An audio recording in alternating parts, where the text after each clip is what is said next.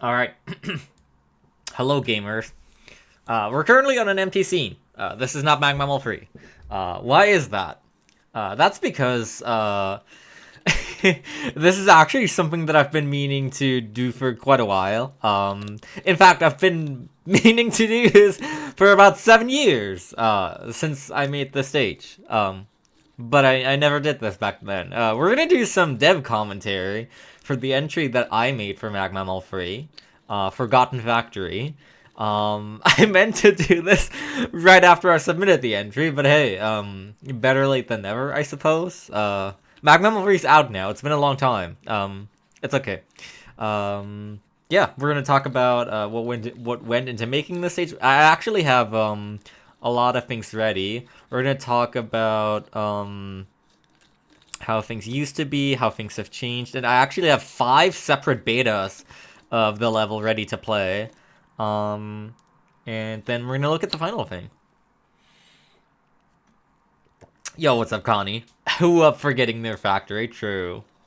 The name actually was not decided on for quite a while. The only thing that I knew was that it should be FF something.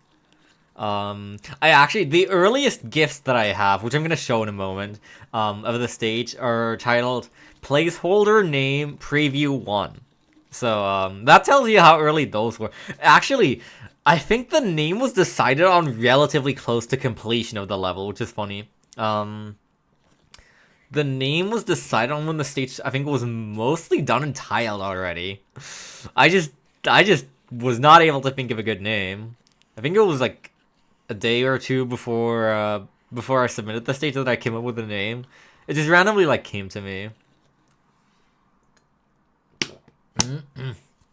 Okay, let me show the very first GIF. I have a couple of things prepared. There might be a couple of things I need to pull up spontaneously, but the very first GIF. This is the very first footage that exists of this stage. Is this. This first room you'll see, if you know the final product, is actually pretty much the exact same. The Mets were already recolored to be gray. This is Metal RX. He's in the intro cutscene of the final game. He's awesome. This room is different. If you've played the final game, you will know that this room is not the same as in the final game. I'll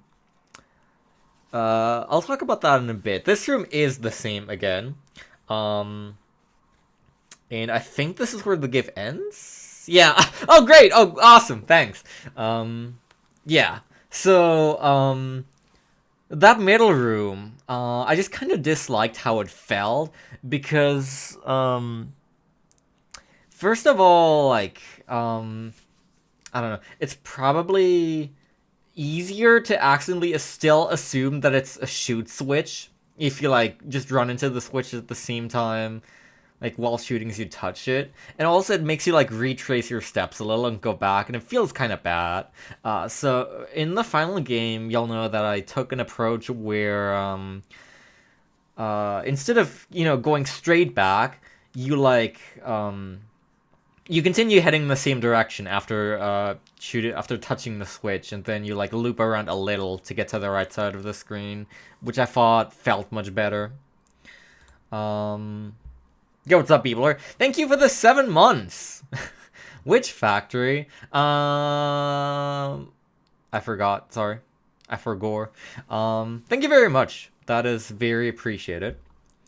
Let's see. I actually don't remember what the second gift that I have shows, so let me dig it up. It's this one, right? Placeholder name preview 1.5. I must have just changed some little things. Let's take a look together. Oh, this was like an alternate introductory screen for this gimmick. I guess this would have been in the first screen still. No. I definitely see why I changed that, because that's a little too much. I think introducing the gimmick in the first screen and in a way like this is not great. But I guess there's an idea that was thrown around. Yo, what's up, Beat? Remembered Factory. What's up, Apso? Welcome, welcome. Everyone's rolling in. I gave people some time at the start by playing music, which was probably a good idea. Although this will obviously go on YouTube too. That is actually all I have in terms of development gifts. Or actually, wait. Oh, do I have that one GIF? Wait, do I have that one GIF? Hold on, there's a great GIF. It's not, well, it's more like a development bug, I guess. Hold on, I gotta have this somewhere. Magmammal free GIFs and videos. There! Yes! Yes! I have it! I have it. Okay. This is a funny GIF of a bug that I ran into while making the stage. So this takes away a little from the rest of the stage in case anyone hasn't seen it, and one of the other enemies and gimmicks, but this GIF is from a lot later in development of the stage. Right here. This is the electric gabioles, and they are not always working correctly. I don't even remember what caused this to happen, but it's pretty funny. Oh man. So that's the switch spread being displayed instead of the lightning for the electric gabioles, which is pretty hilarious. I wonder if it's still deadly. Probably. It's just the sprite that's changed. Do I have anything else? I don't think I do. I don't. I guess I might as well share this. This has no relevance to Forgotten Factory, but I don't know if I ever shared this gift publicly. This is for my 48-hour entry. It's in the same folder. Moderate epilepsy warning, I guess. This is what happened when I tried to get the teleporter light on this teleporter working. I accidentally made not that flash, but everything else.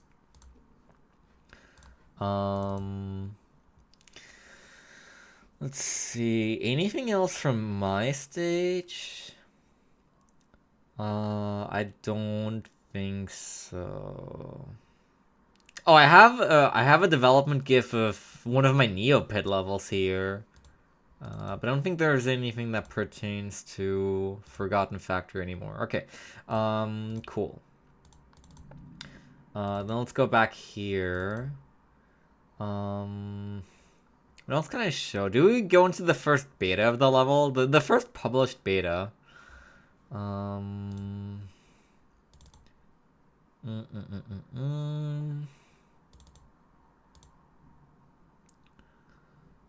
Looking at there's definitely some things here I want to share, like the whole sheet for the blocks, because it's a lot.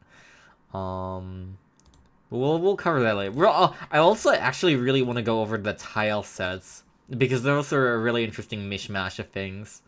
But I think I don't actually remember what kind of progress the first beta had, so I think we'll jump into that.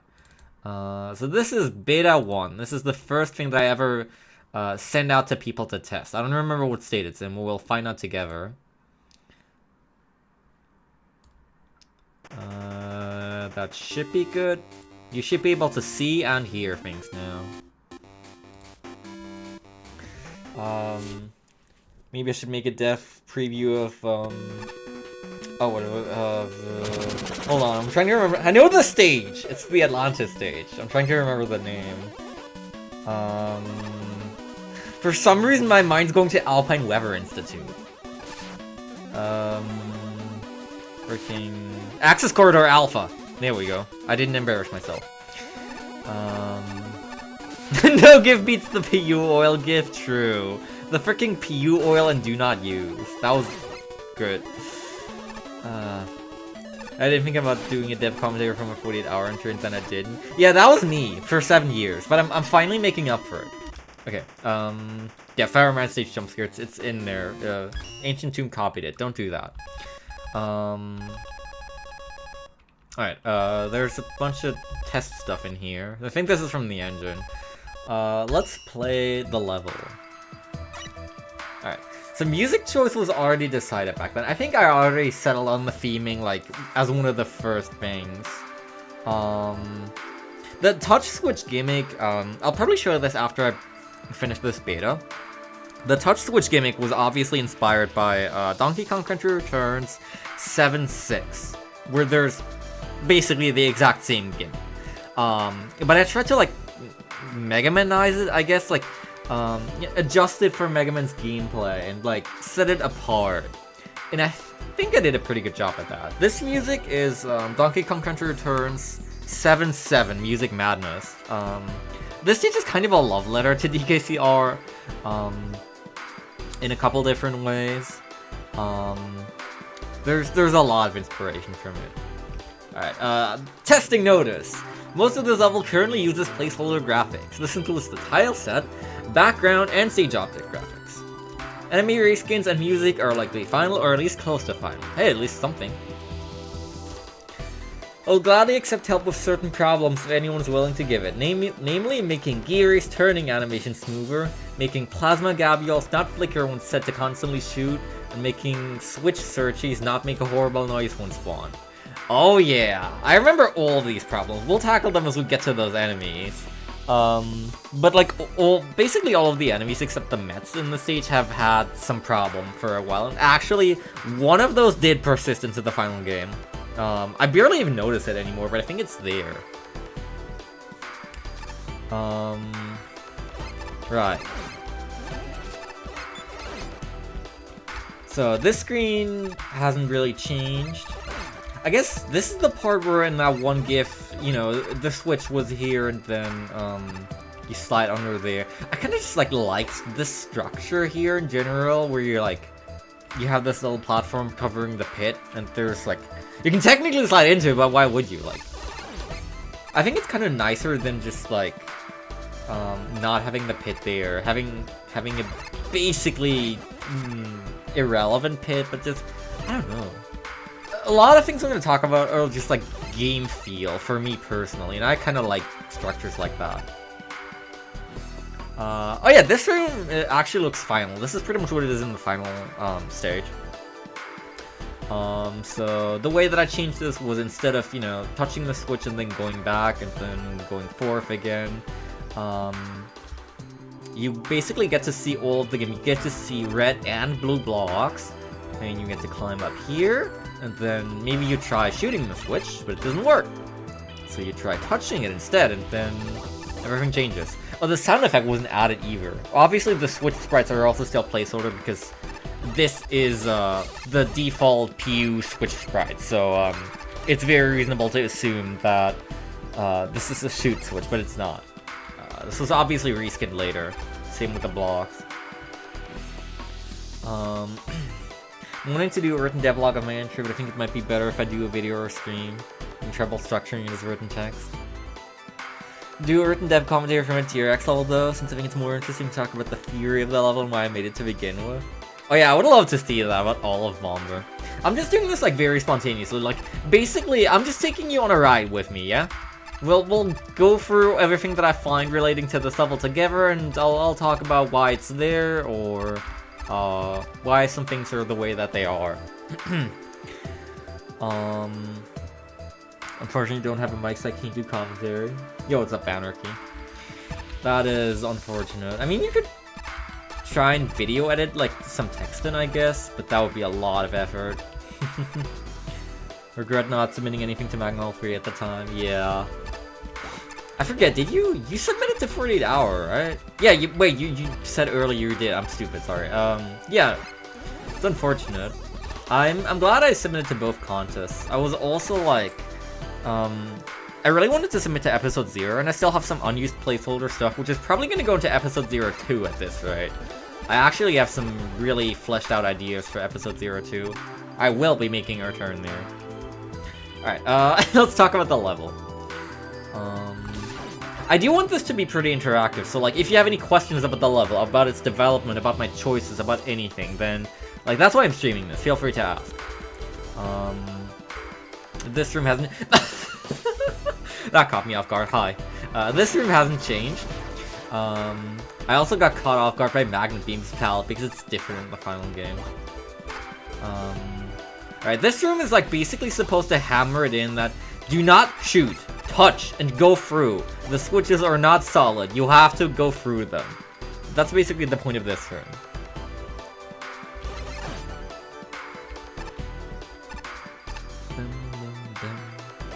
I think this switch was moved down to be on the floor in the final version. This is like some light experimentation. I don't remember. Did I make this ladder? I feel like this ladder tile isn't there in the final version. We'll take a look at that later. I think I made this like only these two in this one. There's Geary! And, yeah, if you look at him, when he turns, he warps a little and kind of skips some frames. This was a problem that I had with Geary. So Geary is, by definition, a custom enemy, because he was not in the dev kit. He is just a Challenger from the Future enemy. His sprite is also literally just, ripped from Challenger from the Future and given some color. But he was one of the Challenger from the Future enemies not included in the dev kit at that time. So he is technically a custom enemy. What he is, under the hood, is literally just a shield attacker that is not shielded at the front. That is all. I don't know, it just did this on the turning. And someone did thankfully, I think it was in universe, did thankfully help me with this. So this is not present in the final game. Also, I think this guy is able to go a couple tiles further left and right in the final game. So let's talk about Geary. Why is Geary here? I mean, the stage has a very mechanical factory theme in the final game, of course. It's not visible now, but Geary's here because he fits into the theme, and he's actually mostly here because he's kind of a shot sink. Like, he actually tanks a charge shot. He actually, he's something for players to sink some shots into, because the other enemies in the stage are Mets, which die in one hit, Searches, which die in one hit and aren't really supposed to be shot, and Electric Gabriels, which are invincible. So, I thought, you know, give the player something to shoot at, something to sink some shots into, and give them a little satisfaction, like something that poses a slightly bigger obstacle, and isn't like annoying, because, you know, Mets are shielded and Plasma Gabriels are invincible. I thought it was like the perfect fit in every way. Oh, I think this room used to be a lot different. I guess I can talk about this because it's not going to be in any of the betas. But I think... hold on. So, originally, I think... how was this? It was like, I think this was... No. I think there was a switch, like, approximately here in the air. And then, like... the platforms would be as they are right now, basically. So if I were to jump across, I would erase this platform and die. And, like, the point was, like, you double back, basically. Like, you make a fake jump to the switch and then you jump over. But, man, I decided against that pretty quickly. I think it's pretty cheap for early in the stage. And I can guarantee you that 90% of players would not have paid attention to it and just jumped and died in the pit, and I would have gotten complaints about it, and I would not have landed in 10th place. And I kept that. Oh, there's a Neo Helimetal that's not, there's another in the final game that's not there in this demo. Interesting. This screen is directly inspired by a section in 7.6 and DKCR, but I had to modify it pretty greatly for it to be, to like fit Mega Man and fit the stage. I'll show the relevant section later, because you can definitely see the inspiration. It's also a bit different. Cool bug fact, and this is thankfully not in the final game. The reason that these red blocks are here is because if you were to exit this room or enter this room in the wrong state, like for instance like this, and I will not show this because it'll crash the game, then well, yeah, it will crash the game, because this room introduces the Plasma Gabules, and the way that these worked in the dev kit was basically you place the top one and then it automatically detects the nearest solid and places the bottom one on it, which if red had been active at that time, it wouldn't have had the space to properly spawn it, and it would have crashed the game. I tested this, thankfully not in the final game, but that's why I put that there. Yeah, that's also basically why this room's the way it is, because, you know, there's not much point in these being switch blocks technically, but it's like, half aesthetic, half feel, and also, you know, a decent portion of it is preventing that crash, or trying to. But I also feel like it kind of fits. It's kind of a cute design for a room.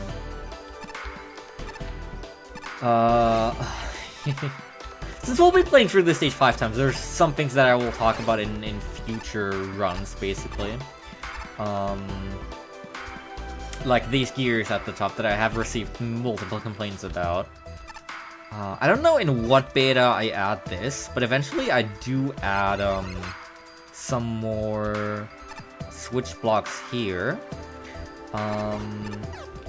Because, well, the point was, basically, if you double back and hit the switch again, and like, you know, leave this room in the red state, then you get some extra pickups in a couple rooms further in. But I thought that was pretty obscure, and no one was really gonna, like, do that or notice that. So I actually just made turning back there a mandatory mechanic by blocking off the exit with red switches later. This room's interesting because these are all solids here. In the final game, this floor is a top solid, so you can actually shortcut through it with rush coil or similar. This room looks to have changed pretty drastically. So this is... So yeah, this is basically what I meant. By doubling back, this pit is covered up. You can go up here and get some extra pickups. In the final game, this is just a pit. This is just a spike pit. There's no blocks here. And I think you can get up here if you hit the next switch and then double back. Like, double back up here, basically.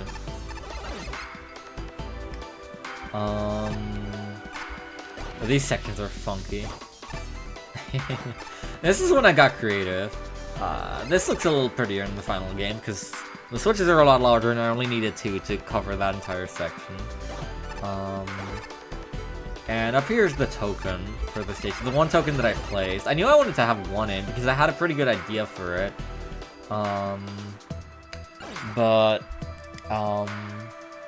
I actually really wanted to do a second as well, but I didn't really have that great ideas for that one.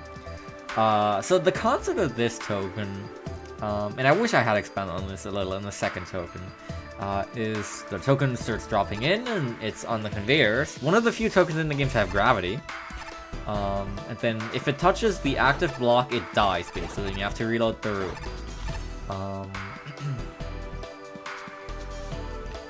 And yeah, you have to kind of jump at the switch a couple times to get it through. Fun fact, I forgot that there were like switch block graphics that I had made for this because the final game does not have those. I completely forgot that I had these graphics, man. I don't think it's like, I mean, it's pretty obvious what's happening despite the blocks just using normal graphics, I think. But it is kind of a nice touch, I guess. But that never made it to the final. Oh, minor thing. I don't know if this is in the next beta or not, but I made it so that you can only go down to the ladder from this switch in the blue state. Because if you were to exit in the red state, then, like, you see the very first block the token runs into is active, and it will probably die very quickly, and then I just wanted to make it a little more fair. And also, I think, in the red state, you obviously can't get out of here. This switch is interesting, because this switch, I think, was nerfed, like, this switch was moved down several times because I deemed it to be too easy to accidentally hit it on the way down from here. I think that's what the story was, at least. I remember having problems with it at some point, so I eventually moved it to be a little less intrusive. The reason this switch is here is because I want this wall to be active and I want you to interact with the gimmick a little. At least twice. Oh, this is, yeah. If you listen, this is what I meant in the sign at the start. With the searchy sound effect. This is a dev kit error. I mean, it's not awful, but it's also not that pleasant. And this was just kind of fixed for me after I submitted the level. I made a note of this, that it was a dev kit error. in, yeah. And the dev team fixed it at some point or other.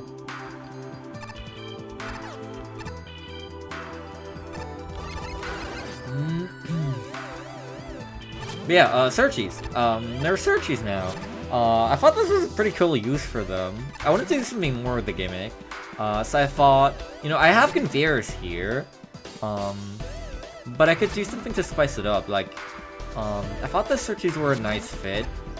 To interact with the blocks instead. And give the level a touch of uniqueness.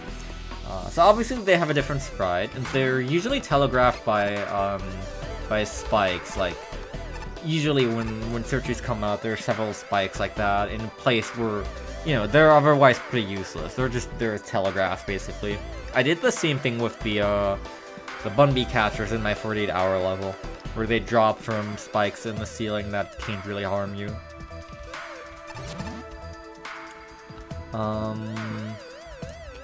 This final ladder tile is a switch block later. I think, yeah.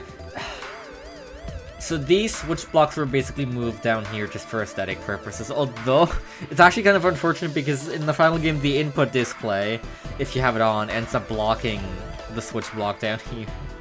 Whoops.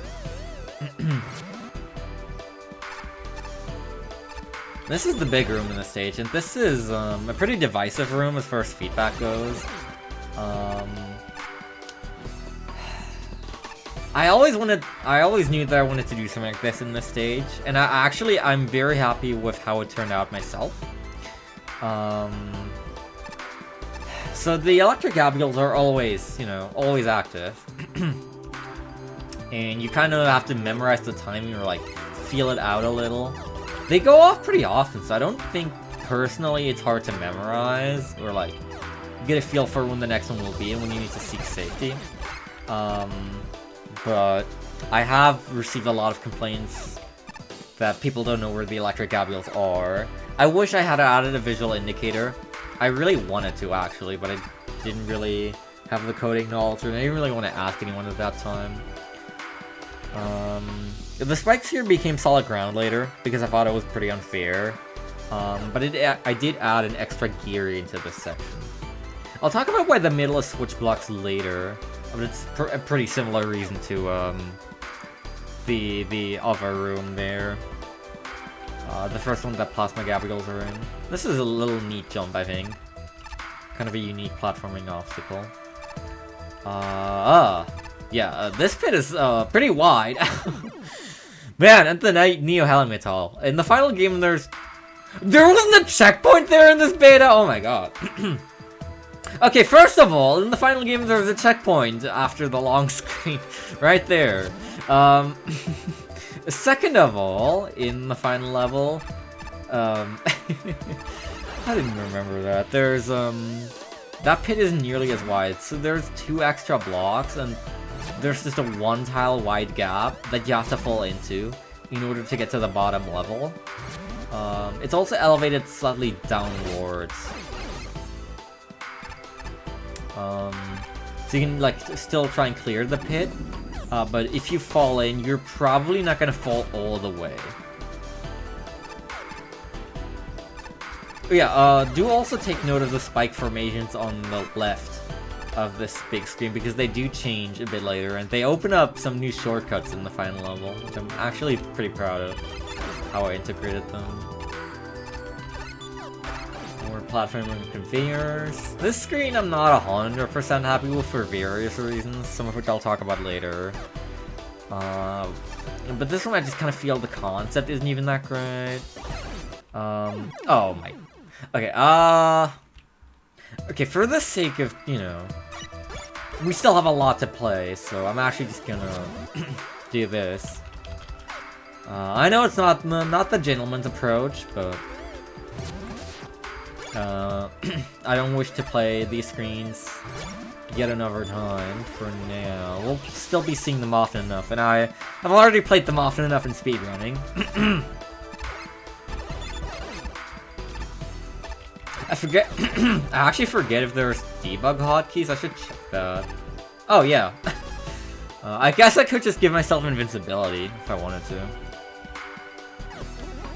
But yeah, that's that screen. And I think from here on, so this is something that's completely unique to Beta 1, I think.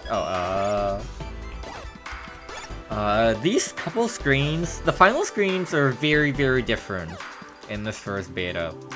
This is not something you'll see in the final game. So this was a concept for this screen that I drafted, which was awful. What is this screen? It's not good. I don't know what I was thinking with this screen. And this here is a very watered down version of what is a segment of the final climb in the final game. This is a lot closer to what DKCR had, because the finale of 7-6 was also something like this. But it's just bad because it's just this. And it's not good. Oh, the jingle isn't even here. Boo. It was not a very good climax, let me tell you that.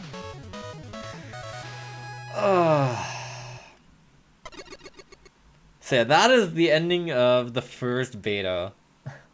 The other ones I'll go through a bit quicker, but I'll talk about all of the things that have changed in between. That was the very first draft. How was it ride, man?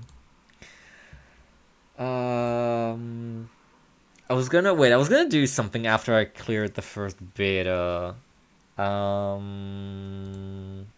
Someone remind me what I was gonna do.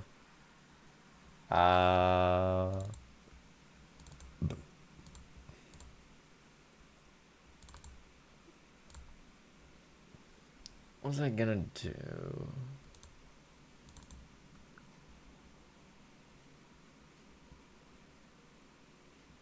I forgot. Help.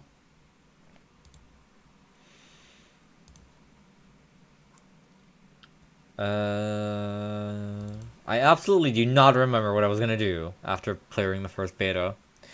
I guess we'll jump into the second one, maybe I'll remember. I forget how much this beta changes. We'll just have to take a look and see. I don't think this one has graphics yet. Might be wrong. Oh, this is this is pretty funny. There's a room named 48-hour entry don't play, but I think if you select it, it just crashes. Yeah. Because the custom dock run hatches aren't here. Yeah, right.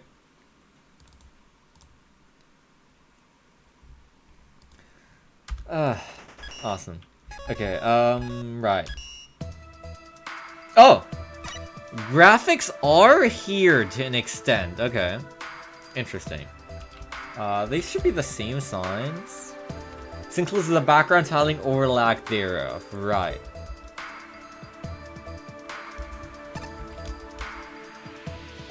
Yeah, the plasma gabules actually still flicker in the final game. I'll show that this round, probably. And the switch searches, like I said, was an dev kit thing. I think this is where I was slowly starting to figure out the tile set. It's a mishmash of many things. Like, the bottom here is Mega Man 9 Wally 3. This is Mega Man 9 Wally 1, and there's some slight inconsistencies at the bottom, actually. This is obviously Metal Man. This is, I think, Mega Man 10 Endless in the ceiling. This is Hornet Man. This is Red in the final game, to better match the other aesthetics. But I honestly kind of think the screen's fine. Not great, but it's fine. Yeah, it's mostly Mega Man 9 and 10. But it's a mishmash of many stages, actually.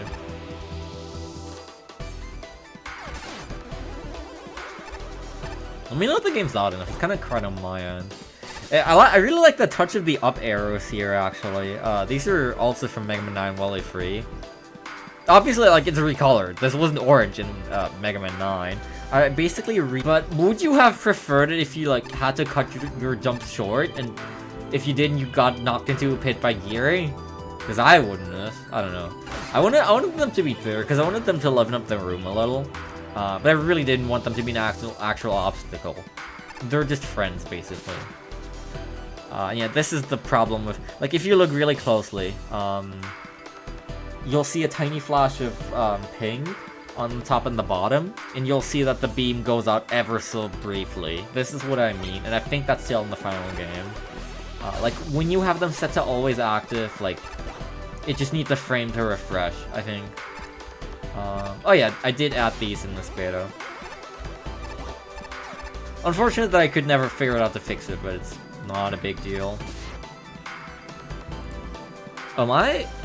Hold on. It's reconnecting to chat. It's currently storming outside a little. There's some thunder and lightning. If anyone sent a message in the next, or in the last, like, well, I don't know how many minutes, but I might have missed it. The last one I got was input display my nemesis. My chat just reconnected, so if anyone sent anything in that time, let me know. I'm pretty proud of this jump. It's so simple, but I feel like it's so good. It's a nice timing challenge. The jump itself is nowhere near problematic, but I think it's a nice use of the electric gabby-roll. And yeah, these are all top solids now. At least I think they should be, yeah.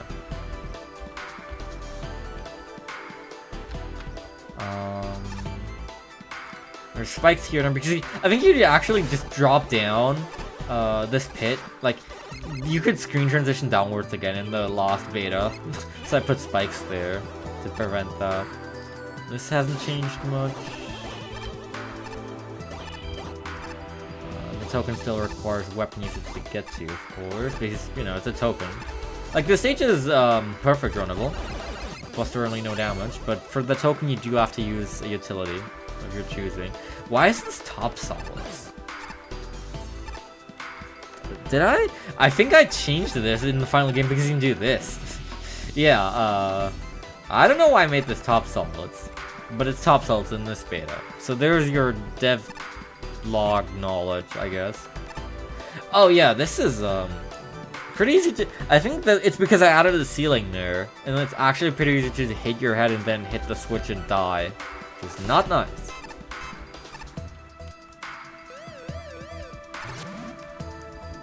The screen's like, if you interact with the gimmick a little more than you absolutely have to, then it rewards you with 2 big balls.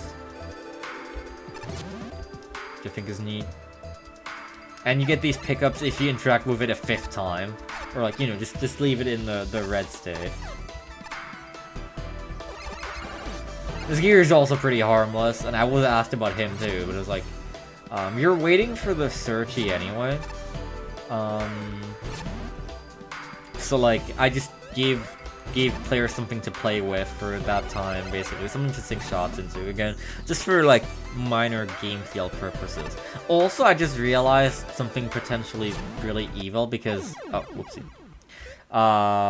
That Geary dropped a pickup, and the pickup actually made the red blocks not, you know, not solid, or one of them, and I think you could magnet beam in there. That might be a speedrun strat, but that's like horrible. If someone like takes advantage of that or like relies on a drop just to like get through here, that's kind of horrible. Please don't do that. For some reason, the stage has already had very tough competition going for it anyway for perfect run. I like how this room looks when tiled because it's got like these pipe. All of these pipes for these platforms and like the little connecting segments. I really like how those turn out.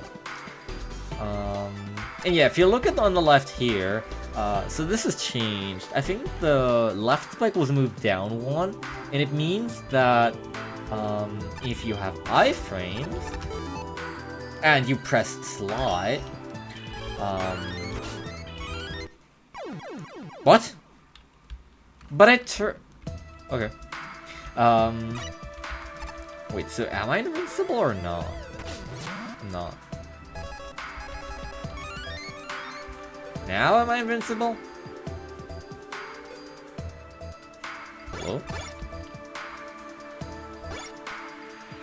We'll just skip through this real quick. Okay. Anyway. Oh, was the stream down that entire time? It doesn't... OBS shows me no drop frames, and it shows I've been consistently streaming for the last 45 minutes. Oopsie. But yeah, if you have iframes or invincibility or something else, then... oh my god. You can slide this. Because... What? But I have, but it did break down. Okay.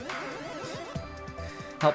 The game doesn't want me to show this, but if you look at my normal record of the stage, and I guess it's not the perfect run record because you can't do it, but it's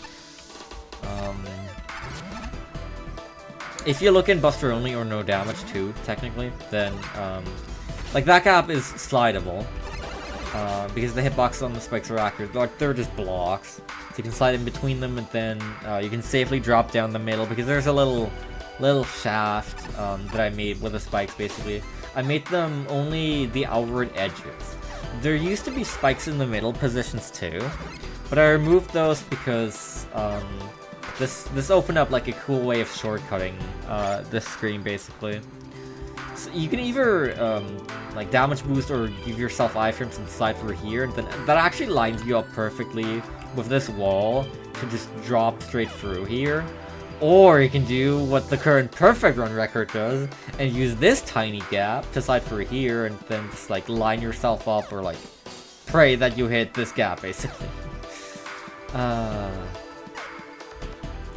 Invincibility only affects entities. Maybe it's messed up in this build of Mega Mix. Spikes have always been a bit weird when it comes to solidity. I see. Oh. Oh yeah, like I mentioned, this is solid floor. Now there's a secondary going along the bottom.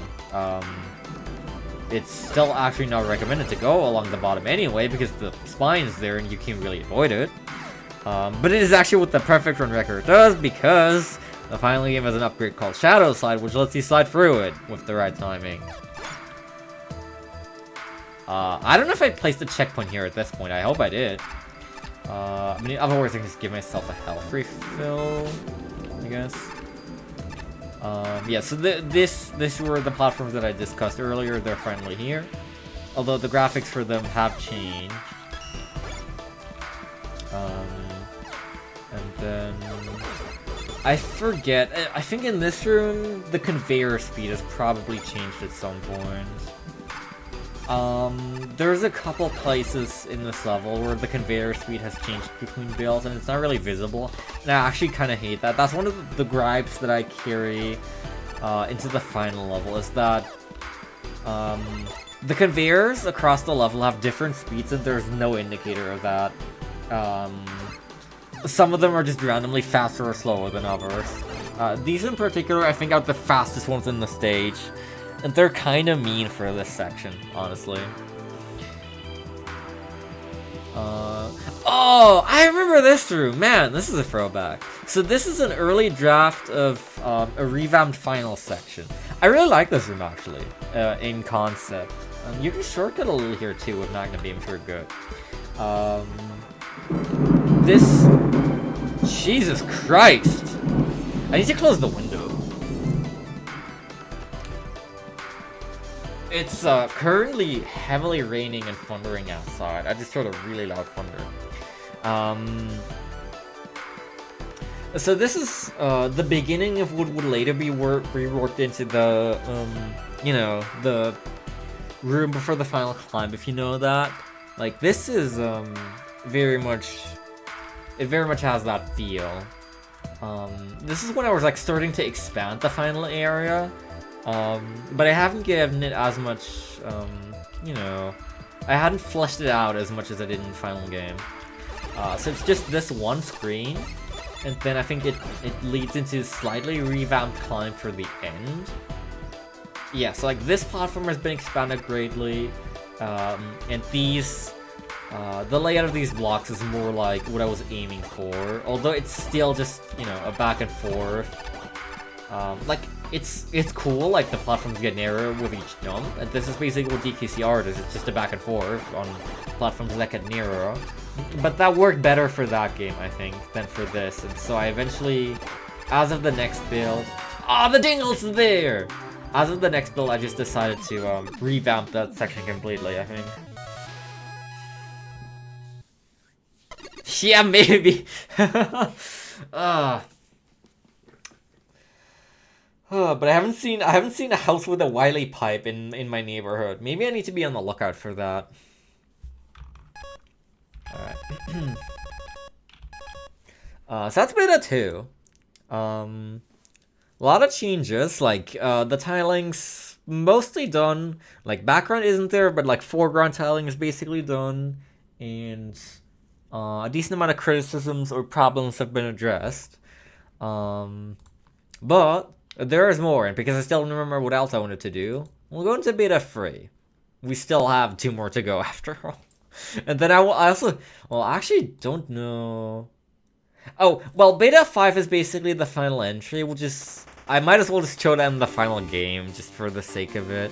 And that'll also show how Searchy was fixed. That'll be a bit nicer, I think. Yeah, or a skull engraving on the front, or a giant W.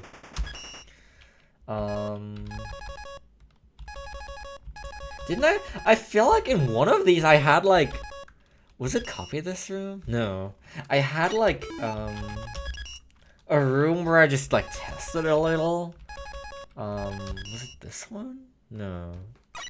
Where I made like my own music test hub and like, had some other assets. No, these were all included in the dev kit, I think. Oh well. Right.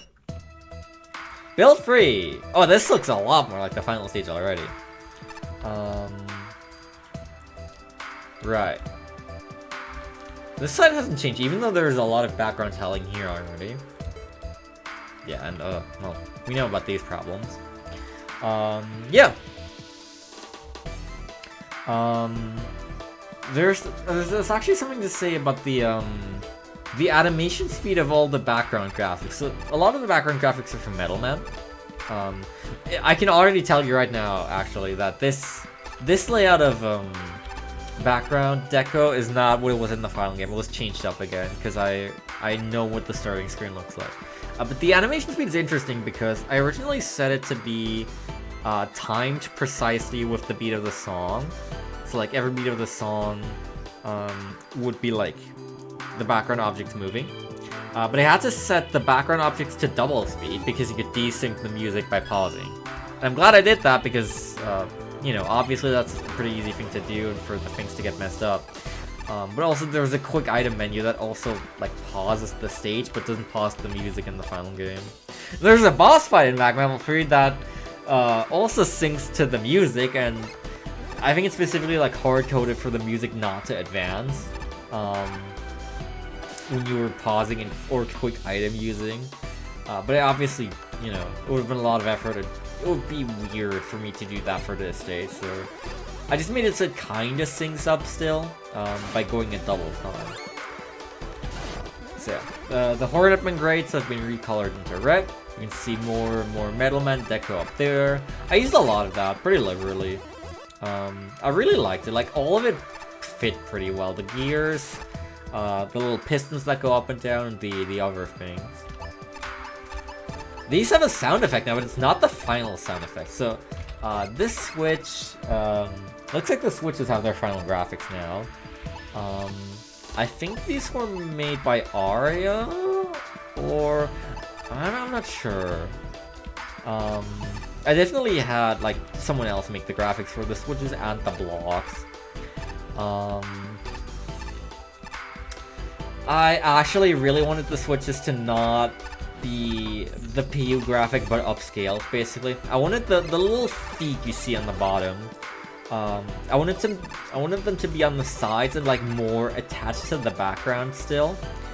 But I think there was trouble in the communication with whoever I got the sprites from, and it just kind of wasn't changed in the end. It's a little unfortunate, because that was actually something one of the judges complained about too. Not like complain, but like, you know, it's a little weird. Like, for this it fits, but like, all of these hanging in the air, it's a little weird. I really like, I forget what exactly this stage these are from, but like, I like these things hanging from the background. It might have been that I had to recolor them to red as well. There's a lot of things that I recolored to fit the aesthetics of the stage. Like, a lot of people point to Forgotten Factory as a dev kit level. Wow, the bottom is ugly. Jesus Christ. As a dev kit level that was really solidly executed and thus made into tier 15. It's well, the level by technicality is not really dev kit, but it's like it's super close. It's like I don't know what you'd call it, but it's like it's dev kit stuff with extremely minor modifications. Extremely easy modifications too, like recolors, reskins, resprites, like just color palette swaps for many things. Like these are just electric Gabriels, but they're purple. This is a shield attacker that has its shield removed, which was actually like the most difficult thing that I did, because the other things like changing the switches to touch, I actually had other people to do for me.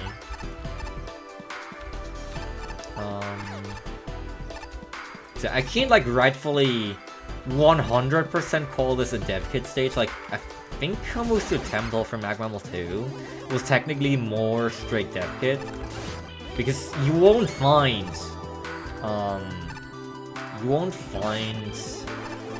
you know, these tiles in the dev kit or these switches. They're basically vanilla assets.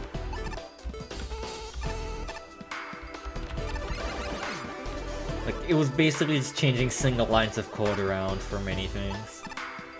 The background here for the token's actually kind of distracting, I think I removed that in the final game.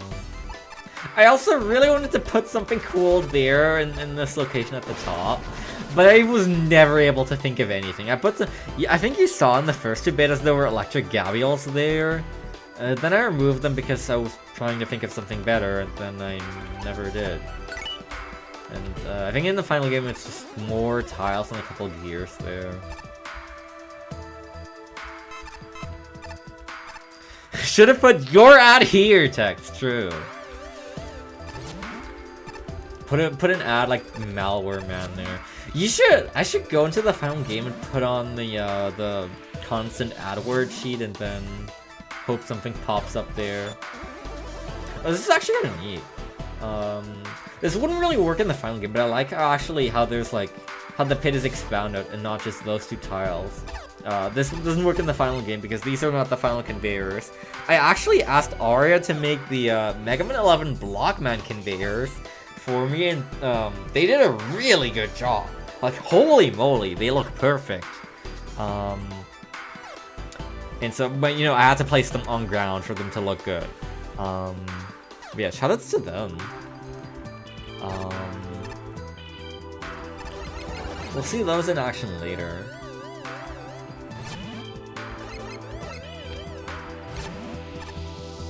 I think this one, so obviously, you know, I don't think they gave me like a single tile conveyor, and it would have been really hard to convey motion, and so that that little conveyor actually did become a blue block, which I'm actually not quite as happy with, I have to say. But it was the best solution I had, and I think it's fine.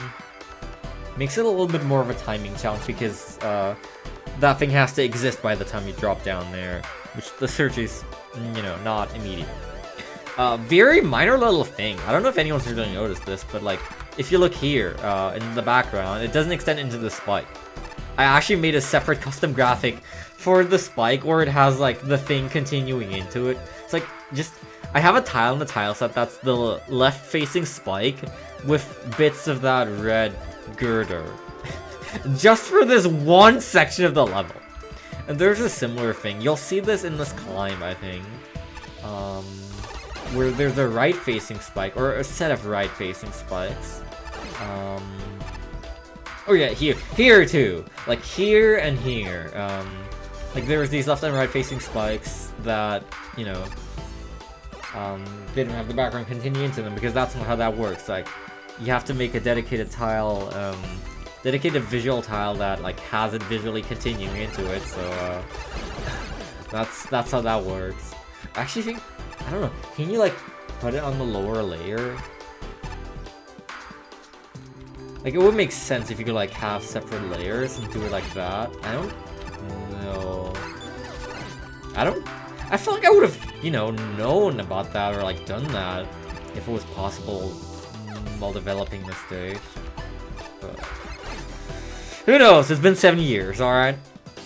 Right, these screens. I think this is, yeah, finally actually the big vertical climb that you know from the final game.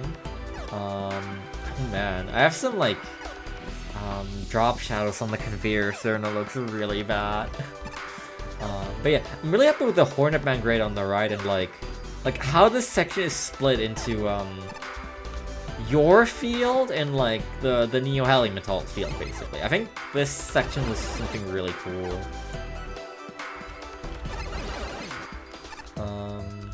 Platform across here for a big bold. And this is something that I know a lot of people get tripped up on because they're impatient.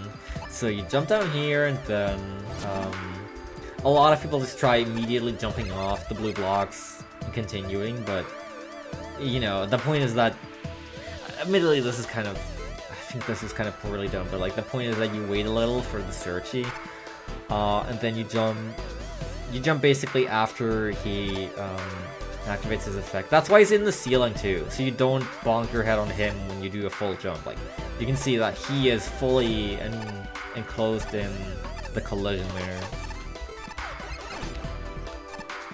And yeah, this is the actual finale of the level. So now listen closely here. Oh wait, this is... The way that it turns off the sound is so much more noticeable with this placeholder sound effect. Because in the final game, the actual sound effect for this is much longer and much puffier. But yeah, there's, so, I hope there's a checkpoint here so I can show this. Yes, okay. So, the trigger to turn off the sound is actually just, like, in the middle of this, so, like... there's basically a line that you walk across and turns off the sound. I don't know why you would ever do this to try and get across, or like that. But the point is basically,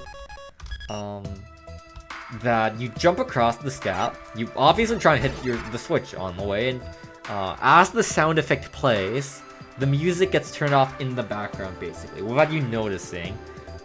By the time you notice, you should already be in the next screen, because why would you ever stop holding? And then it's like, it creates this big ominous effect of, you know, there's all of these up air tiles on the ground, and it's like, there's this switch with special decorations. It's like, what's gonna happen? And it kind of sets the mood for this final climb, because the stage does not have a boss. That's another reason that people praise it so much for being dev kit. It does not have a custom boss, it's just a platforming climax. So yeah, I guess let's play it. Oh wait, does this screen shake? Oh my god! Does the screen shake play the entire way? Help! Yeah, that's actually not very pleasant. In the final game, it does not do that. For a good reason. Oh man, that's a little hard. A little harder in the eyes. So yeah, this is the final climb. It's an auto-scroller. I know, a speedrunner building an auto-scroller into this level. It's crazy. I have so many things to say about this climb, man. Woo! So yeah, I thought, like, so I had to expand the end of the level because I needed a better climax. I knew that. So I kept building downwards in this section and then giving myself space to build upwards for the final section. And I'm really, really happy with how this final climb turned out. I'll do the funny thing and like, so I can talk about the climb slower and in more detail. I'll do the funny auto-scroller skip, which still exists in the final game. Because the hitbox for the touch auto-scroller, which is also not a dev kit object technically, was really easy to make. For the screen shake and for the music change, they're all like stuffed into the switch, but the switch is larger than all of them by a couple pixels, so you can just not hit the rest. Yeah, I wanted to incorporate all of the assets from the level in the final climb. And I think I did a pretty good job at that. I think I also did a pretty good job at, like, you know, making it seem as the whole thing was like collapsing, and giving the player some pressure while still making a very fair challenge, because it easily outpaced the final climb if you know what you're doing. Which is why the auto scroller skip is so much faster. But yeah, so you know, obviously you have to hit the switch so you can progress because there's this in the way and you don't have this staircase. That would be a lesser problem, but you know, that's why the whole barricade of red blocks is here. Then cool little thing here. I just kind of like this contraption here. I don't know when I did this. I don't know if it's in this build, but the Mets die if they hit spikes. So like, usually their first step will be this, and then if you turn off the blue blocks again, then they will die on the spikes, and that's like your safest way to get across.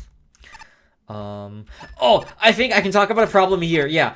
So this used to have a problem where, like, you know, if you're just trying to go up, like, it might look like something like this. Like, you try and get ready for the next jump, and you like walk towards it, but then if you look, like, the position that Mega Man's standing at is like a pixel or two. Like, it's basically the same height as the Switch, except the Switch is actually still slightly higher.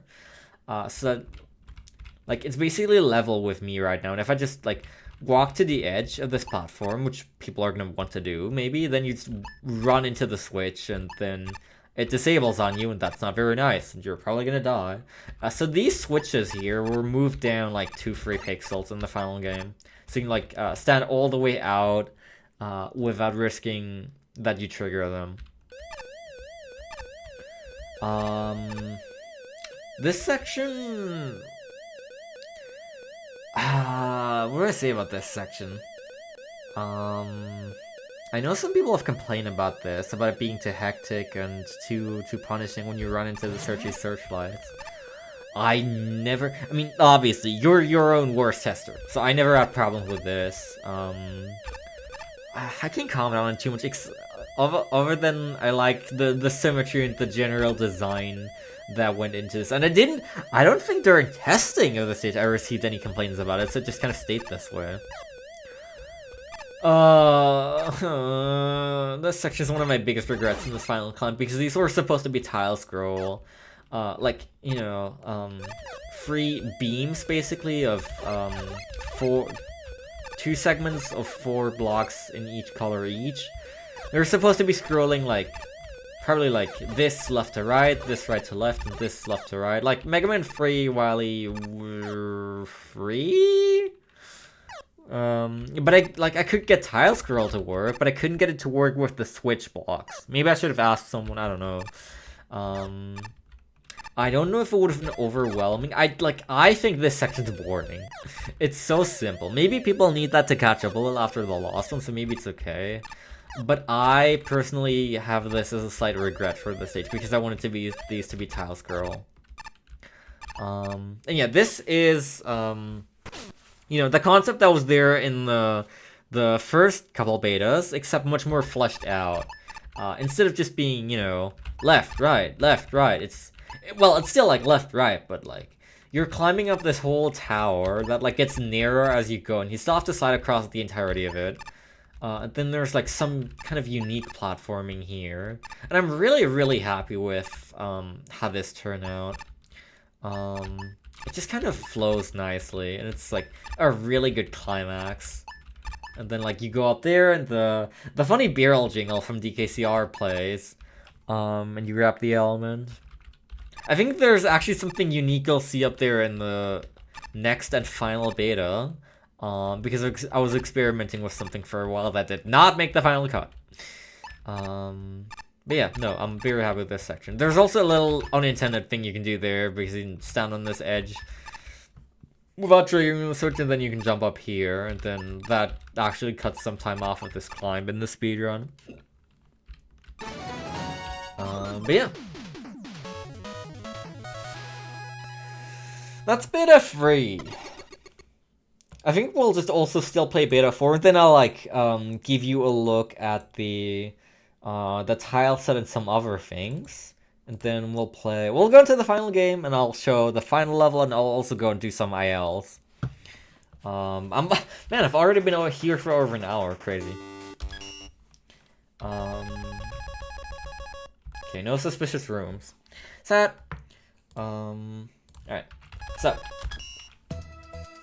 Beta 4. This is very close to final, I think.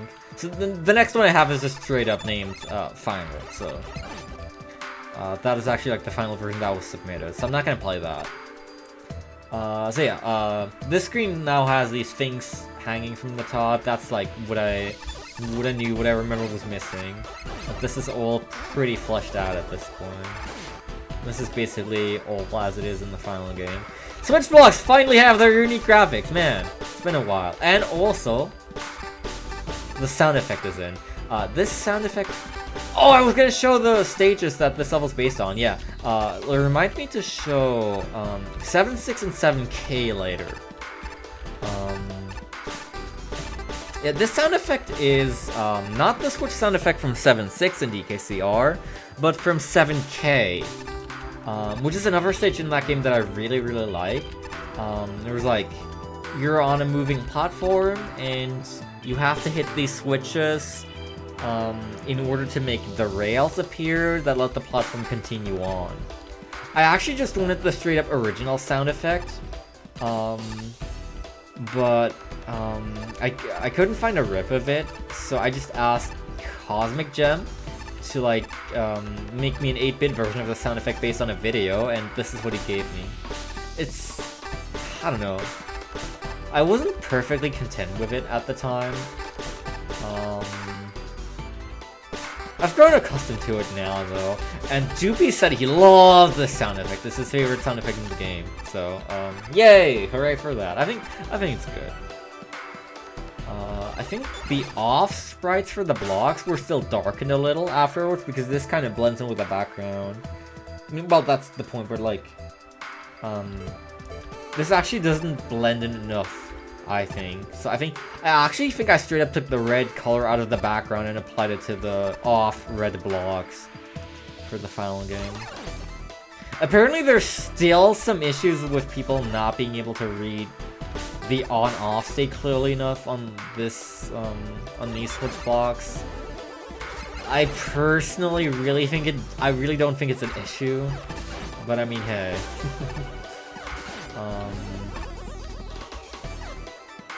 People will have problems with different things.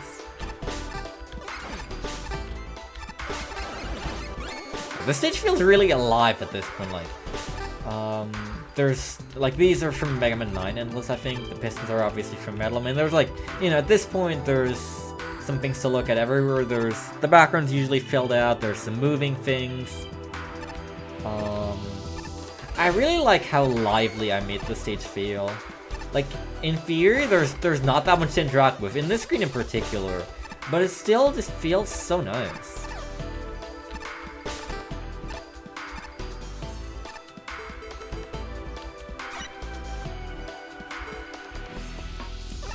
Switch blocks were finally removed from this bit, and this was changed up a bit to be more like the final game. Oh my god. This screen was a nightmare for me because, oh my god. So here's your cool dev commentary. The way that setting the sprites for the Switch blocks actually works in the editor was, you saw all of these were just a single block earlier. And what I just did was basically give creation code to all of these individually to say like, hey, please use this sprite when you actually play the game. So I had to like, you know, can you see my mouse cursor if I go over the... I don't think you can, hold on. There, now you should be able to.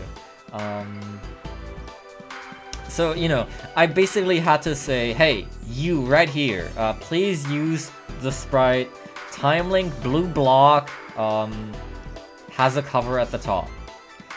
And you please use the sprite Time Link Blue Block has collision on the right side and like connects the upper left, top, and left.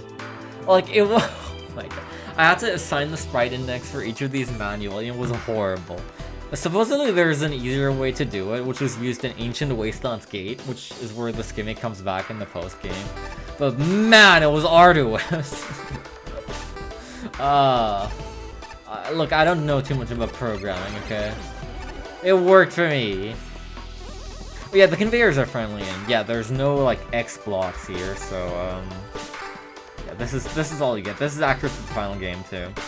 And this is no longer top solids. I don't know why it was ever top solids. Yeah, these are Aria's awesome blockman conveyors. They're really, really good. They should be in the dev kit for the next game, honestly, if they can get permission. They honestly, like, straight up look too good. They look a little out of style with the stage. Sometimes, because the stage is more orangish than beigeish in a lot of cases. But they were just gorgeous. Yeah, this... honestly, this screen I'm still not proud of. I don't know. The screen just doesn't hit it. It's kind of weird.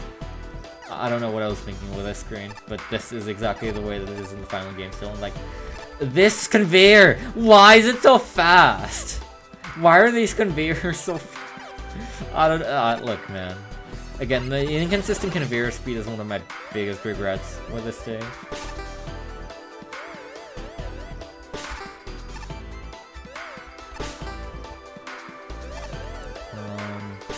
Oh yeah, so yeah, obviously the reason that, like, you know, these blue blocks in the middle, they don't really ever serve any purpose because you don't go into the room in a state with these off. I specifically made sure of that by barricading you here. And actually, like, so the Searchy comes along and there's like no way you won't hit it unless you go out of your way to jump over it with Tornado Blow and miss it. In that case, you're just kind of stuck because it's your own fault. But yeah, there's no way to enter this part with the blue blocks off. It's just thus so that the other plasma gabule can spawn at the bottom. My trick, basically. But it's kind of my secret hope that somehow we'll be able to find a way to enter the screen of the blue blocks off, and then we'll... Okay, 2 of them despawn. Awesome. We'll be able to just fall all the way to the bottom. Because that would be awesome. That would be an awesome shortcut. This is actually something that can be skipped in the final game. You can rush bike across this and then, I think in this build you have to like do this and damage boost off of a med ball in order to make this work. But in the final game you can like electric cable or track shoes. Spoilers, those are alter weapons. You can kind of run up the wall basically. That's pretty cool. You can even do it without rush picking the spikes if you just electric cable shimmy yourself across this portion here. The screen is much closer to its final design in terms of aesthetics now. I think I removed the drop shadows on the conveyor still, I think. You can shortcut a little here.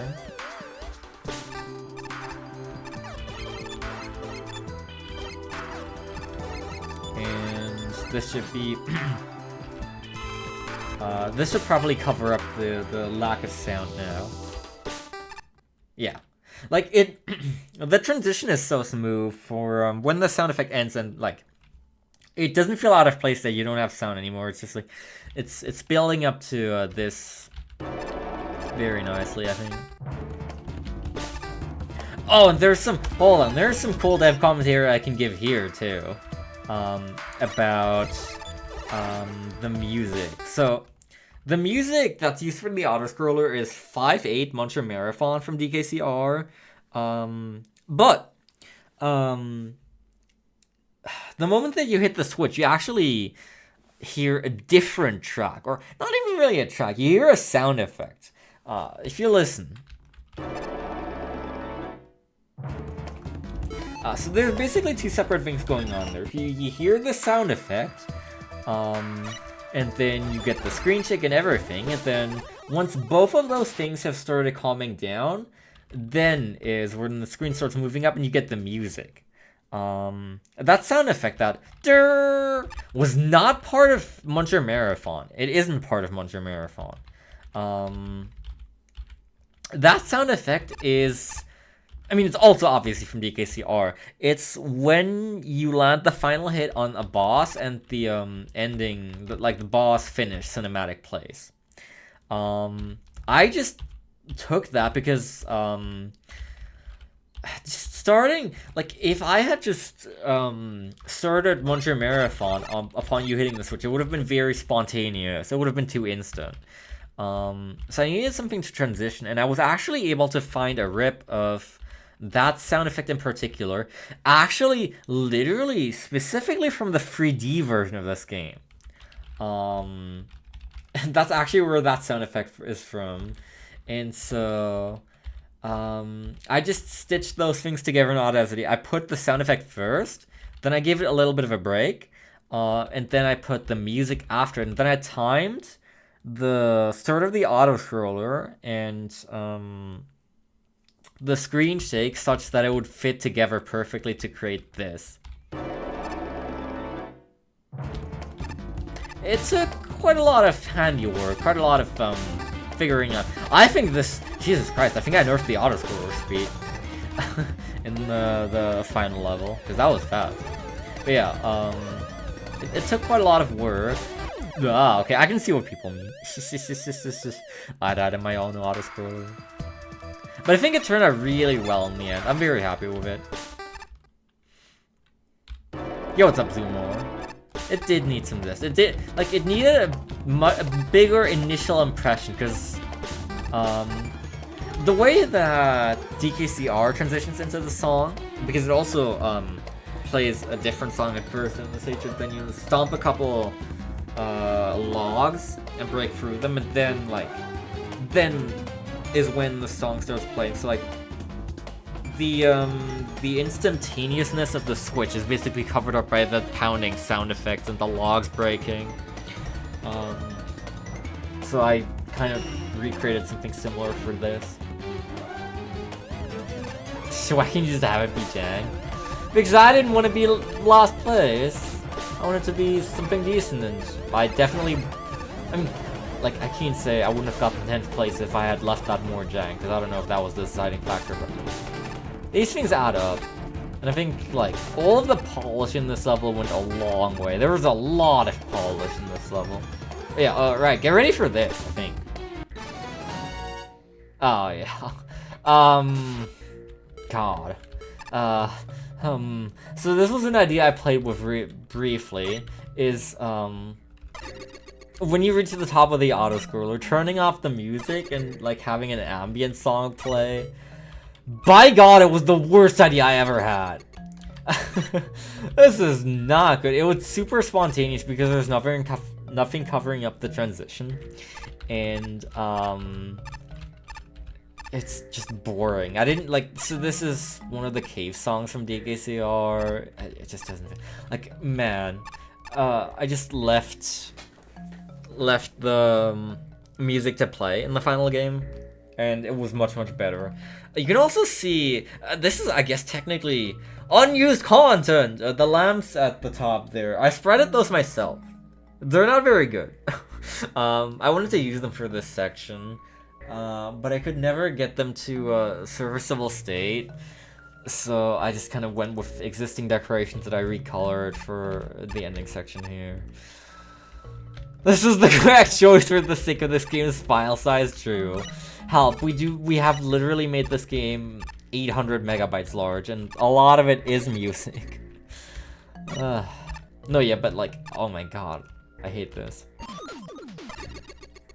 Oh, and also, if you do that, then the fanfic gets interrupted by the music trigger that changes the chase music into the ambient music. Oh my god, there were so many problems with that. Help. Yeah, don't do that, kids. Alright, that's all of the betas that I have for this level. Now let's quickly look across the tile set together.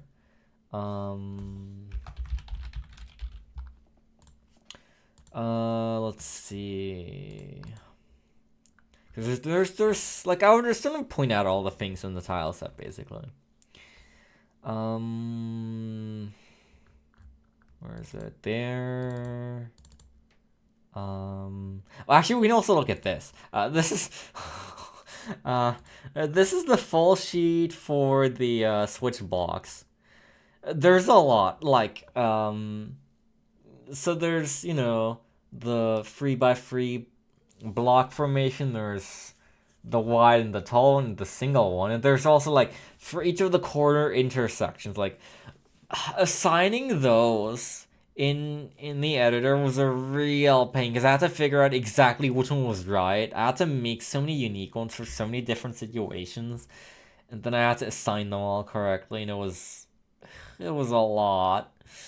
Uh um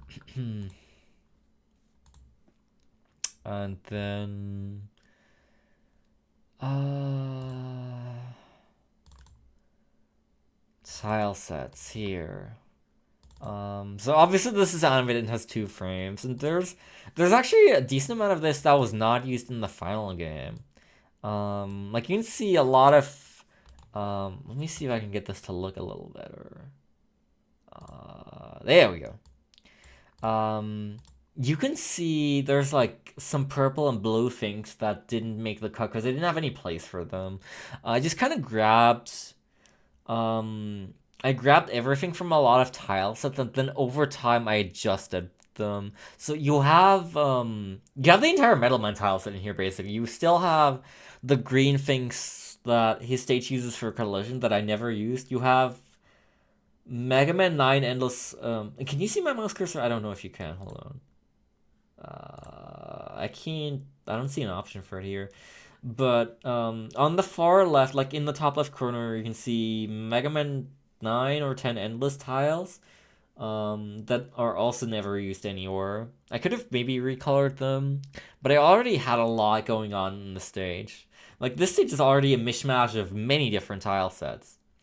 The ones to the right of that were used a lot, mostly ceiling decorations. I think I had to recolor the ones like the ones that ended up being used as top solids and the ones one tile to the left of that. But I think the rest was already orange when I took it. Then over on the top right, you have a lot of Mega Man 9 Welly 1. Like, a lot of it. But that was vastly recolored. It's a lot pinker in that game, I think. And I gave it a lot of, like, orange, beige-ish. And I think I toned down the gray a little, because the stage was already pretty gray. And, like, one of the judges actually did a remark, like, man, it's another gray factory stage. It's forgettable. It's in the name. And so, like, I already tried to tone that down a bit, but yeah, I mean, I get it. And then beneath that you have Mega Man 9 Wally Free, which I also gave like a lot more orange aspects. I think that stage had it green. I made all the lights orange instead. I didn't want them to be the same color as the background. But I wanted them to be similar, so I settled on that. And then yeah, you have all the extra tiles for the spikes with the background decorations. It's kind of funny. All then you see all of the Metal Man assets, of course. Um, I think the one where there's like 4 variations, like one in purple, one in blue, is also endless.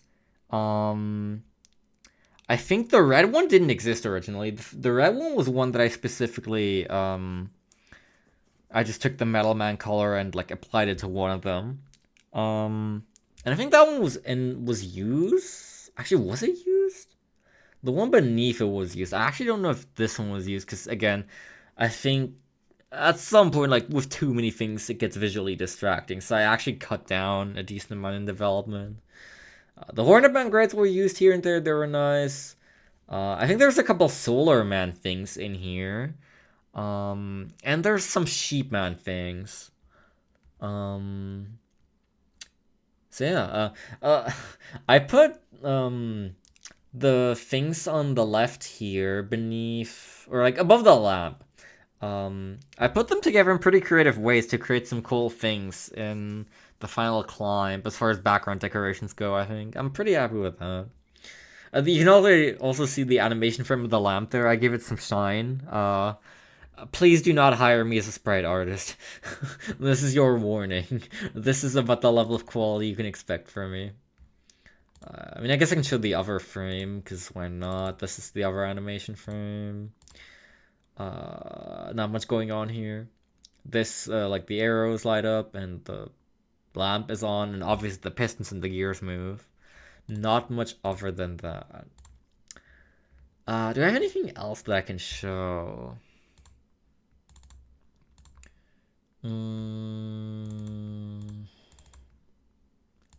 Sound effects. Why is this folder empty?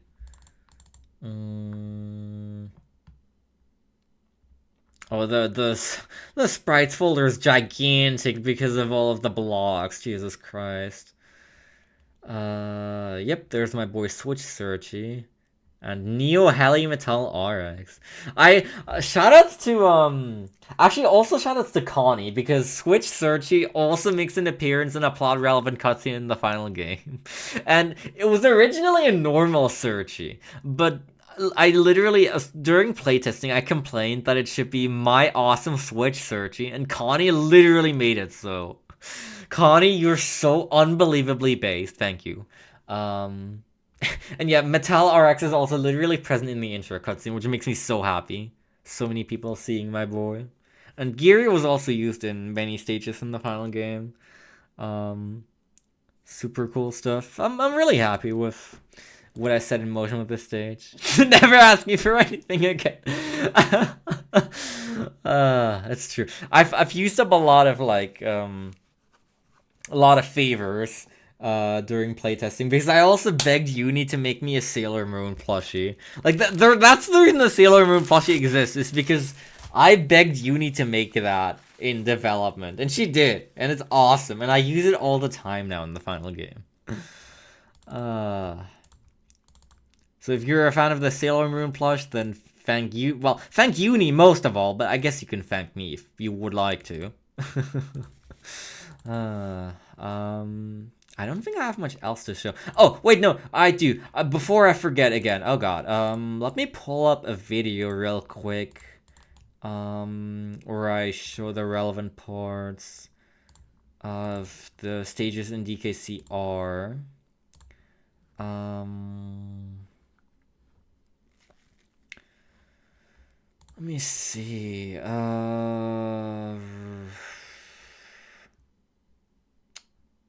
Where's the browser source? There.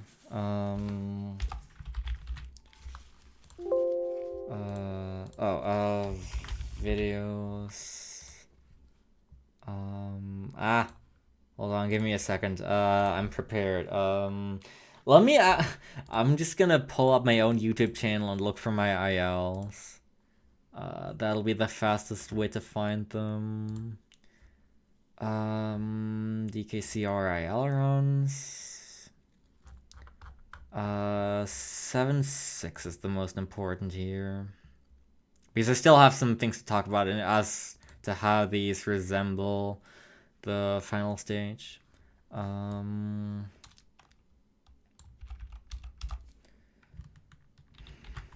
So let me input that into OBS.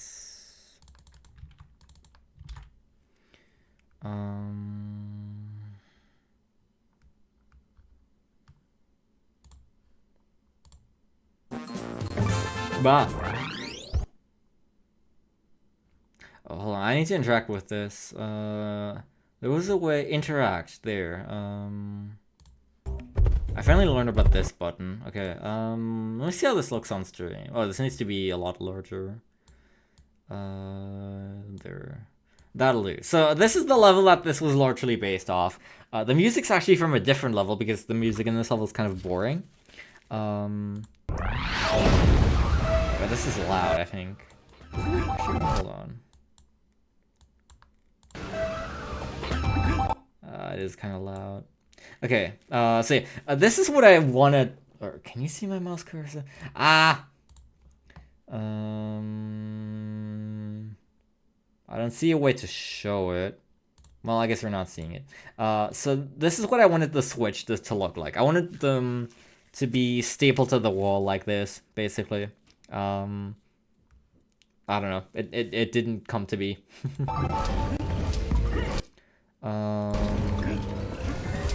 Let's see. What can I talk about? this stage does some interesting things. Like I had something like this in mind for a potential second token challenge, where you would like the token would bounce on a spring and then would be carried away by top solid conveyor belts, or like you would drop some springs to a lower place like this. I just didn't really know how to implement those ideas. I just couldn't get any of them to work properly, and I didn't like I think I tried creating a room for the second token challenge. At one point I just couldn't get a layout straight. I just couldn't get a comprehensive series of good, new, unique challenges for it together as much as I would have liked to.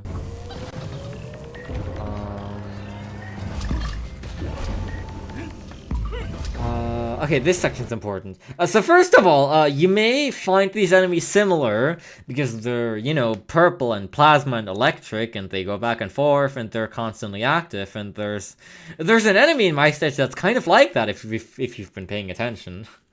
So yeah, you know, this was the direct inspiration for the plasma gabules. It's literally just electric gabules but purple, and they're specifically like supposed to be like these enemies. I actually did also want to reskin like the bottom and the top into just these orbs, but I didn't want to ask people for more sprites at that time, so that didn't come to be. And I think I might have done the level a little favor in terms of, you know, it being more dev kit and shining more in that regard, maybe. But yeah. And this is that one room, if you know, the room before the plasma gabules introduction, the one that we climb up. This is the one where I got the layout from. If you like, look, this is very, very similar. This part's different because this setup wouldn't work like this, because you would, with the way that Phazon coded these switches for me, you'd be activating all of them back and forth because they don't have a cooldown. And they do a little after activation. Like, after activation of any switch in the EKCR, none of them can be activated for a while. So I changed things up a little. But the general concept of that room is still very much the same.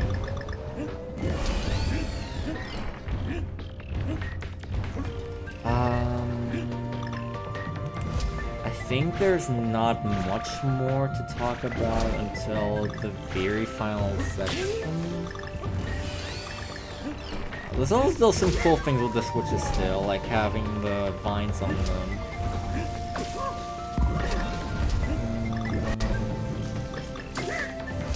Yeah. So this is what you saw in beta 1 and 2 largely. This is what the final climb looks like in the original DKCR. It's just like you have the switches in the middle, and you jump back and forth between the platforms that get narrower and narrower.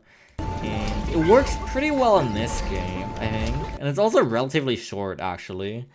But yeah, it wasn't very exciting when I ported it straight over to Mega Man, so I came up with a lot more creative ideas for the final climb. And here's the funny barrel sound effect that I also added into Mega Man because I wanted it to be accurate. Oh, you don't even get to hear it. I guess I'd have to pull up like a full game run. Usually, like, you know, when you go up to the final platform, it's like diddle diddle diddle, and then the barrel starts cycling through things. I kind of wanted a custom barrel graphic still, where, you know, it would be cycling through various things. Except it would just be cycling through the element back and forth. Like, it would just be the element scrolling from right to left repeatedly. But again, you need custom sprites. And no, this was a hard inspiration for my entry. Like, it was basically all based on this except Mega Manized, and I think I did a pretty good job doing my own unique spin on it. Now let me, I guess, like, I can quickly show 7-7. Or actually, no, I really don't need to show them, but 7-7's where the music's from. Actually, I guess, you know what, I will show this. Okay, fine. You convinced me. You didn't say anything, but you convinced me. So let me just There's a couple of noteworthy things to talk about for dev commentary here.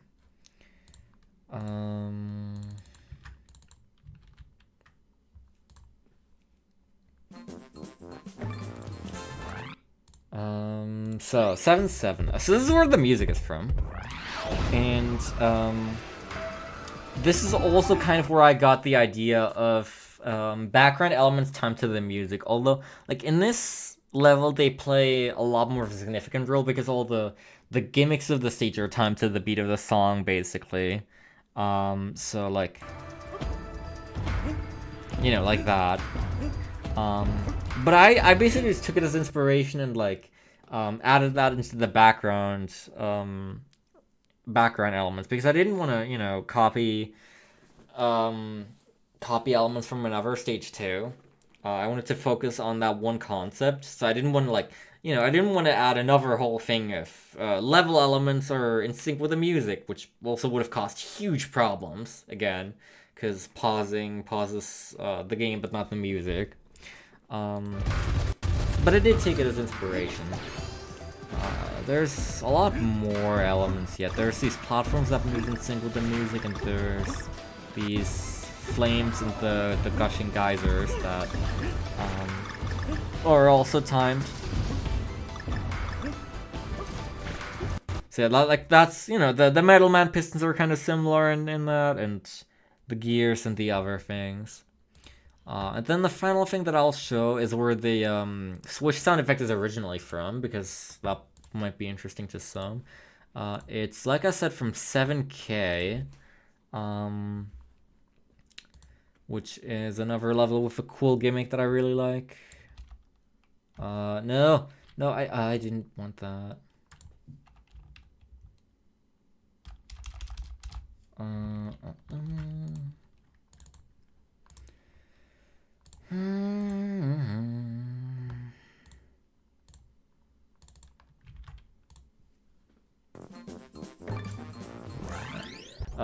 So this is 7K.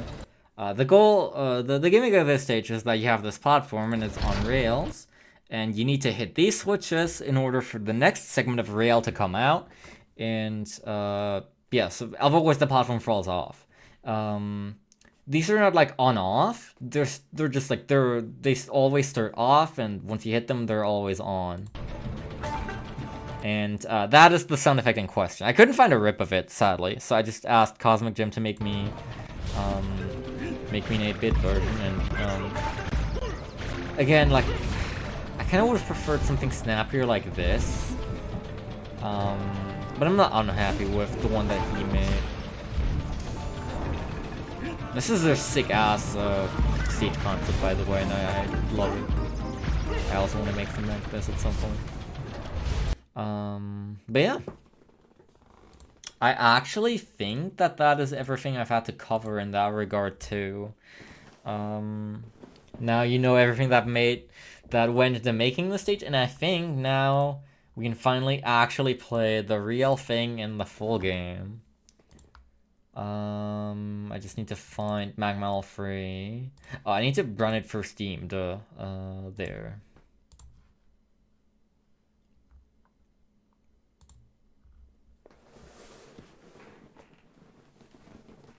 When I first played the level, I was unaware of it being Donkey Kong. That actually speaks volumes about, you know, how well I translated it into its own thing.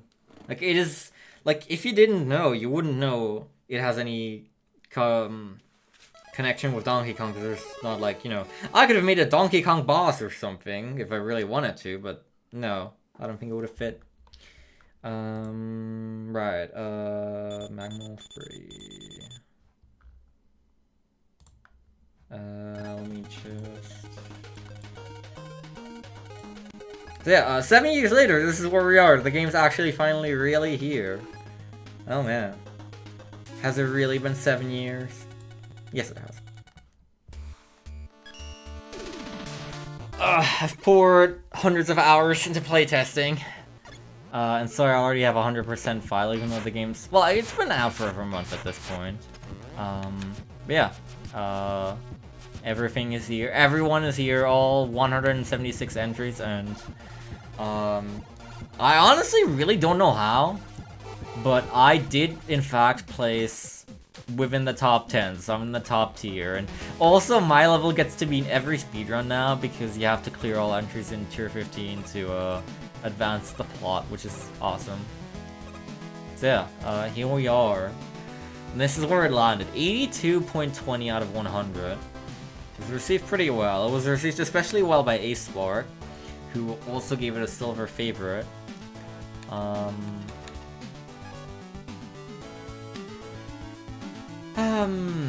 You can read the reviews on your own time. I tackled on a couple things they said that I remember sticking out to me.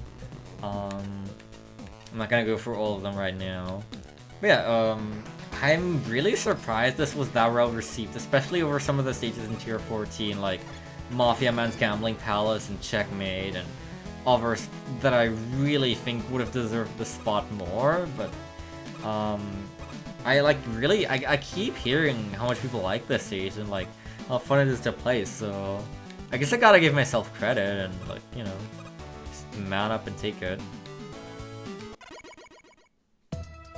Yeah, there's already a Donkey Kong boss in Girder, man. It's not that great because it does 1,000,000 damage.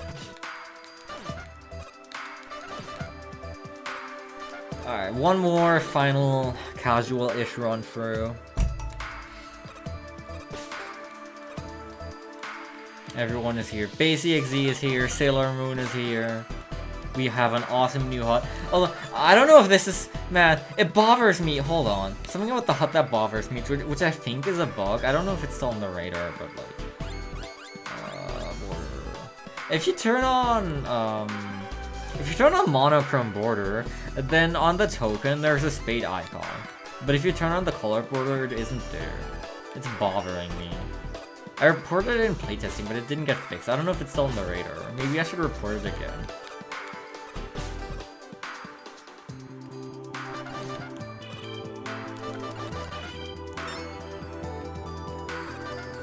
What a journey it's been. Oh yeah, this pit actually... This was still ugly in the last test build, but... Well, actually, I'm still not happy with it. I wish I had removed that bottom row of tiles, because it's kind of indicative of, like, you know, there's something down here if you jump down this pit, but there is... Thankfully, there's some upgrades in the game that also do tell you, hey, there's nothing down here. Don't try. There's now an awesome checkpoint notification. There's, oh yeah, there's many items. If you haven't played the game, this is huge spoiler territory. I have many post-game items.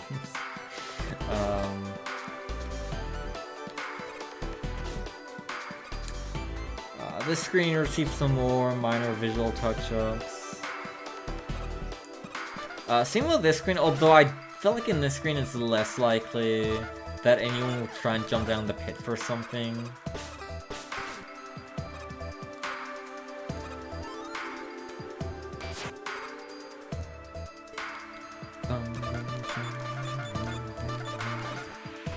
Ow. Man, so the the perfect run record for the stage was very competitive for a bit. I had it with like a bad 4-minute time for quite a while, and then Neef took it with a really good like 250. And then I took it again with a better 250, or what did I take it with? I think Neef took it with like a 254, then I took it with a 250. And then Mega Cartman X took it again with like an insane 243, which I don't think I'm beating because perfect running the stage. Like, doing it really fast is actually really hard. Yeah, no, that was like a cool little convenience thing that I could do. Like, it felt fitting for those to be top solids, and it's really nice for the speedrun too.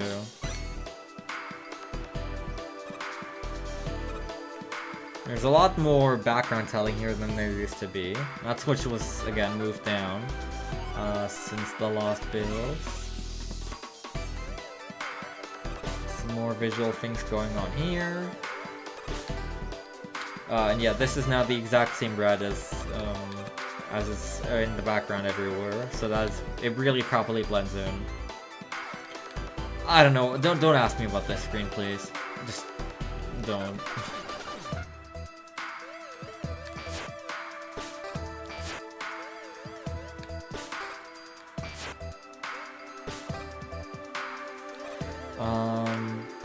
yeah, you can shortcut pretty good ways for this screen. All of this finally has like the spikes finally have their proper tiling. So like here you can see that there's proper background behind them. Just minor polish really, but like things like that add up. So.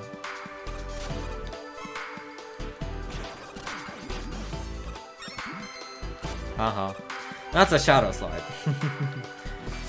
It is not easy to do like 5 of in a stage. Yeah, these conveyors, I think they remain slower, so you can actually run against them now, or basically run in place, but they're still too fast in my opinion. You can do cool things with electric cable. And skip this section a little easier.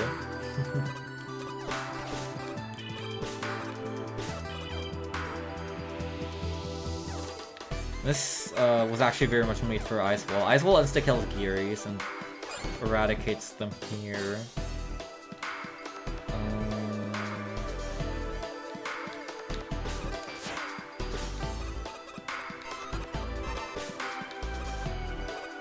And here we are at the end.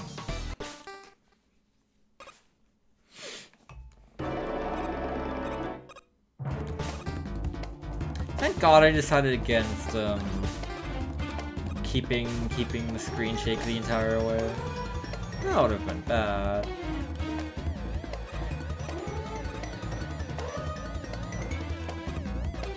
I can always pick middle when I go casually, but it's actually ideal to take left side for speed, as we figured out recently. This I don't know why it's in the final game, by the way. That feels like a bug. That final row of tiles doesn't turn on again. I don't know if I ever reported that, because I don't know. It's always just kind of I always just kind of forgot, I think, but I should report that, because you saw it wasn't, well, you didn't see the submitted build, but it's not in there, I assure you. So yeah, this final part got a lot of visual spruce up. The elements like, you know, encased now, and there's, I feel like I did a lot of cool things with the background decorations here and there. I'm happy. I'm content. Like, there's so much visual variety, but it all fits. There's always something going on, something nice to look at. And yeah, that is that. That took almost 2 hours, Jesus Christ. But yeah, that is the long overdue dev commentary on Forgotten Factory. I hope it was educating.